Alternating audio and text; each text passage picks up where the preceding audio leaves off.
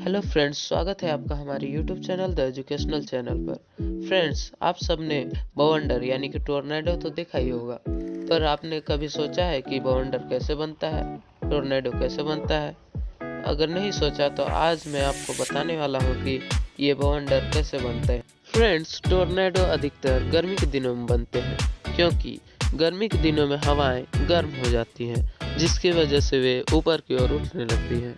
जब वे हवाएं ऊपर की ओर चली जाती हैं तो खाली स्थान उत्पन्न करती हैं। वो खाली स्थान को भरने के लिए आसपास की हवाएं चारों तरफ से उस खाली स्थान के पास आ जाती हैं। चारों तरफ से दाब पड़ने की वजह से उस जगह में गोल गोल हवाएं घूमने लगती हैं, और गोल गोल हवाएं घूमने की वजह से उसे हम टोर्नेडो बोलते हैं। आशा है फ्रेंड्स आपको ये वीडियो अच्छी लगी होगी। अगर वीडियो अच्छी लगी हो तो हमारे चैनल को सब्सक्राइब कर लें और इस वीडियो को लाइक और शेयर कर दें। Thanks you friend.